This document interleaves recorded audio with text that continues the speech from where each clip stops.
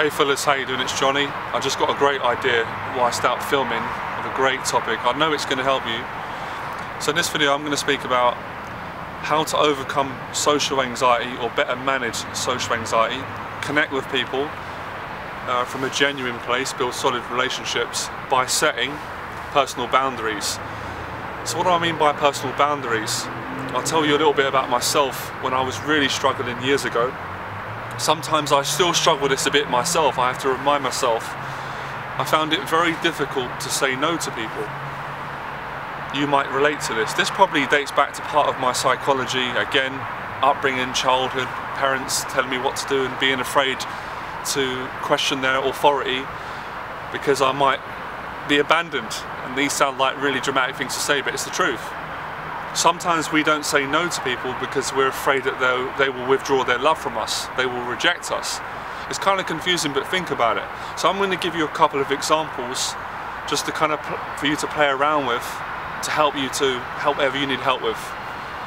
So maybe your friend says to you, hey, do you want to go and smoke some drugs?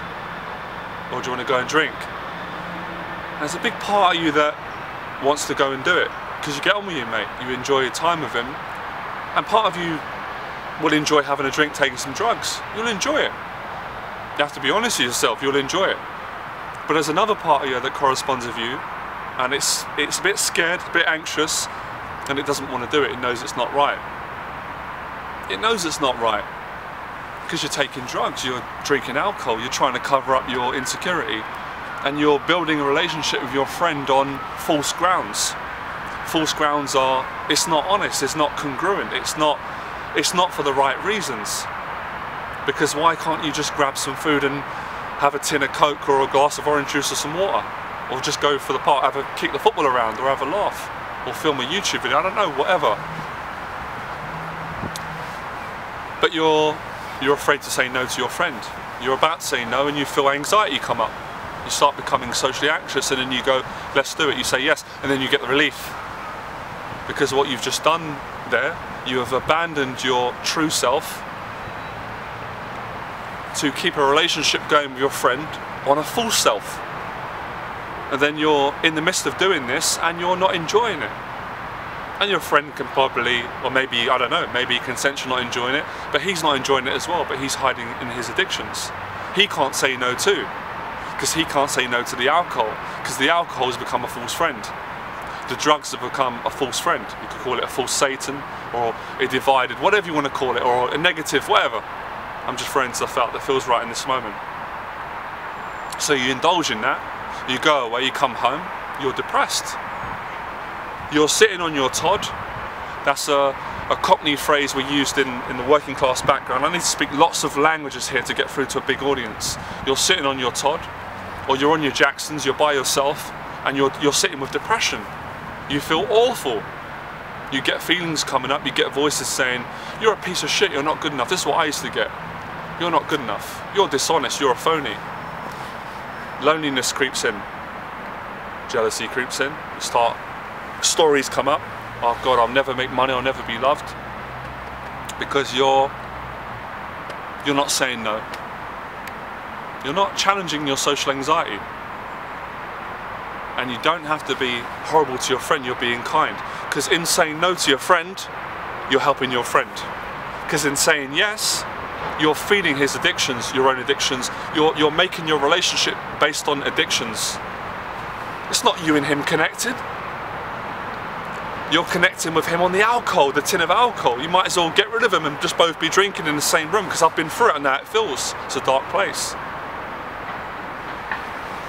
Now on the flip side, because of what social anxiety can do in personal boundaries, you need to have the confidence to say yes when it's right. So maybe someone invites you out. They invite you out to go to a party or a gathering with good people, honest people. But you say no because you're afraid. You're afraid that you're not good enough. You're afraid that who's going to show up? You might go to this party, you might get exposed. Because these people are all living honest and clean. You want to accept the friendship, but part of you don't feel good enough. But which part doesn't feel good enough? the part that's drinking alcohol with his friend to maintain a relationship that's not really a solid relationship. It's not built on the right foundations. So of course, if you pluck up the courage to go to this social gathering where it is honest, and there is a great relationship waiting to be built, you'll feel anxiety, but it's worth it. It's worth it in the anxiety. I've been through this myself. I still go through it sometimes because I have to work on my old story that sometimes crops up and wants to say hello to me. But this is where we get strong integrity.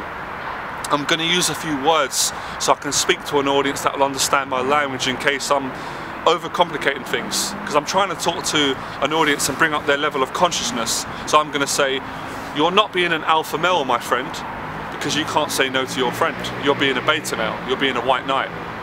So if you want to stop being a white knight and being alpha male, you must say to your friend, I'm going to have to say no, I can't join you on that, but I'll see you for a game of football or walk.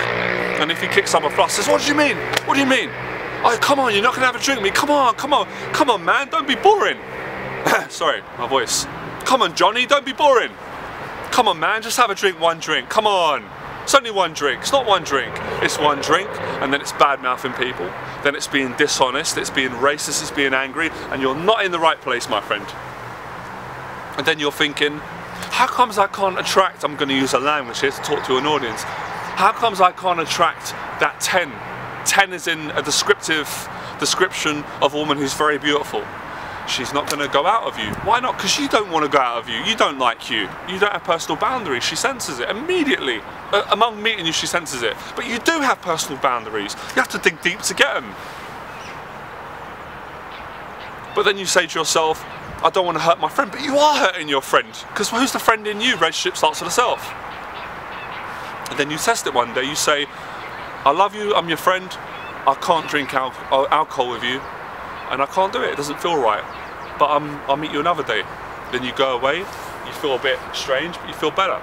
Of course your friend comes back because he feels that you're full of love. But he's full of love, but he doesn't believe it, but you have to show him by the way you live your life. That's how you find out who your friends are. But you have to be a good friend to yourself. So it's not just setting personal boundaries, it's living with integrity, it's living honest, man, it's being strong.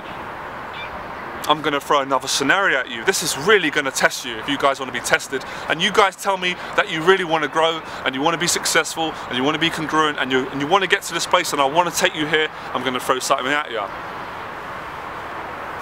You're at a party and the music's going off.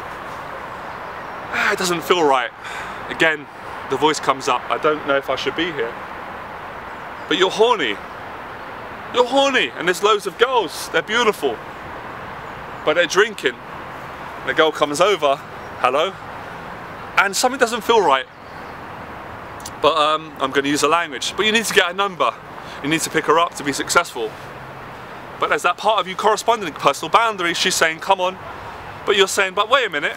Didn't you just say you had a boyfriend? He's over there. She's like, yeah, but it doesn't matter. He's with his friends. He won't know. And you're going, oh, you're tempted because you want to shag her. She's gorgeous. And oh, fuck this guy. He won't know. But there's a part of you going, that's not right. Because if I do that, I can't trust her. She's clearly going to cheat on her boyfriend. She's a cheat and a liar. And she wants me to be a cheat and a liar just to get my end away, to feel a bit good, lose my integrity, and have depression knocking at my door the next day. So you have to dig really deep and you have to say to her, I'm sorry, love, you're very beautiful, but I can't accept your offer, but I enjoy the night. And you might have a conversation. She's dumbfounded. Because you're the first guy who's turned her down. Because most guys are dog hungry. They're like dogs, they're hungry, they've got no integrity. Not because they don't have integrity, because they're insecure, this is what they're being taught. I used to be the same. So you turn her down because you've got integrity, you don't want to cheat that guy over there, poor guy. And you want to help this girl because she's vulnerable and she's in a dark place herself, she just can't see it. Bless her heart, you don't want to judge her, but you don't want to make yourself like that. You leave, you walk out. I've done this myself, it's a true story. You walk out and you're confused because you think, I've just refused something that most of society is telling me I should reap. It should be shag a girl. It's great, it's being a man, it's being alpha. It's not being alpha, it's being weak. It's being a beta male, no self-control. So you walk away. I'm telling you a true scenario, because everything I say, it sounds bold, but everything I say is the truth. I'm reciting from my own stories and students in life, good stories. And you're You're having food one day, you're out, you're not thinking about women. You're just having food in a restaurant. And a girl walks in and sits down next to you. And you think, oh, she's quite nice. And you're a bit nervous. Because it's the daytime, you're sober, you haven't got no alcohol in you. You don't have your full sense of self or confidence. All your extra personalities, she's capturing a moment, and she starts conversation with you. She asks you something, I don't know, she says small talk. Oh, is the food nice? And she's smiling at you and you can feel she's attracted to you. And she's honest, you feel it. She's not in the nightclubs drinking alcohol, cheating on her boyfriend, she's honest. And you're nervous because you're your true self and you're not sure, is it going to work? Of course it does work. And you get on with her and you get a phone number. It's the law of attraction. I talked about it in my other video. It's being in the right vibration. It's the vibration of love or honesty, or it's being close to God or being yourself. She's interested in you. She just turned up. But maybe she didn't turn up because you was in the right environment to meet the right person. Because you were thinking the right way. So wrong thinking, I don't feel good enough, I'm a piece of shit, I'm no good, so I'll go to the nightclub and I'll drink alcohol and I'll not be myself. Of course I'm going to meet like-minded people because I'm in that frequency. I'm creating that relationship because I'm not building personal boundaries. But when you're in the right place, having food in a nice place, a nice girl walks in. So many times guys will write to me and say, I can't find a nice place in my area. Because you can't find a nice place in yourself, you're dishonest. Be honest. She becomes your girlfriend. Wow, that's fantastic. Do you see my point? But now I'm going to go even deeper with you about personal boundaries, because we say boundaries, but we want to achieve things in our life. We want to do a job that we love, but we set boundaries on ourselves. There are no boundaries, there are no limits, only in our thinking. Because I was told I can't do the job I want, I'm doing it now. I get paid to do this. I actually pay to do this. I get paid, I help people, and I pay my friend for his services. So it's a nice relationship. Good relationship with the self, good relationship with the money. I put the work out, I pay to put the work out. People pay me to teach them what I'm learning, this honesty, these set of ethics, overcoming social anxiety, to stress the language. So as I said, there's no limits. Only the limits we place on ourselves. So what is personal boundaries got to do with saying no to people if you really don't want to do it, and achieving amazing things? Because in order to achieve amazing things, we have to have integrity. Unless we want to be dishonest, but we know that doesn't last. There's no self-love, there's no kingdom within. So by having personal boundaries and saying no to dishonesty, or even sometimes if it's honest, you don't feel it. It takes a lot of courage to live with authenticity. People appreciate it's very attractive. Of course you're going to attract a beautiful woman with the same ethics.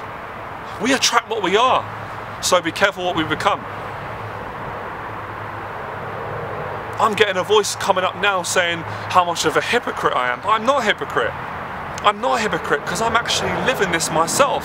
I've got the results in my life and I'm teaching it. And I've been in the other place.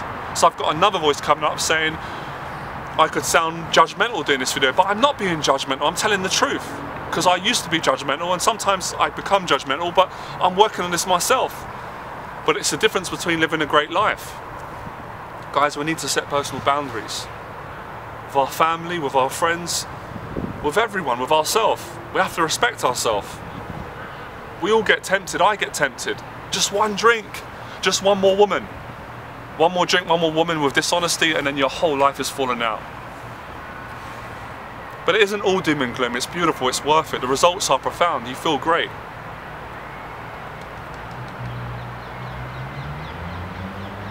I feel like I'm going to say no to drugs, but say no to drugs. Say no to dishonesty. You'll get all the things you wanted anyway. You'll get all of the selfish things that we want. Because of course, I wouldn't be an honest man if I didn't admit. Of course I've got a selfish side to me, we all have.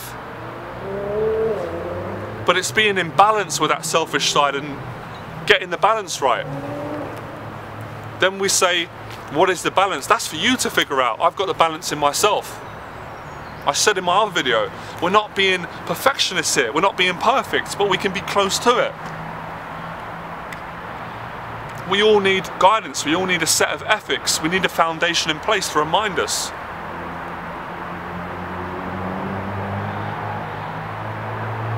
And this is the secret to making more money in your business, in your life, getting a better relationship with a woman you want, or with yourself. If you don't want to get a girlfriend right now, then the girls that you're going to be seeing, have this honest relationship with them. It's fucking beautiful. Sorry to swear, but passionate today. Sorry to swear, but just getting passionate. Set personal boundaries, and your social anxiety will massively reduce, and your whole life will change. I hope you enjoyed the videos, guys. I really appreciate the support. If you can like the video, subscribe, and keep sharing the videos, and I hope it's helping. I enjoy making these videos, I love it. I'll see you soon, enjoy the process.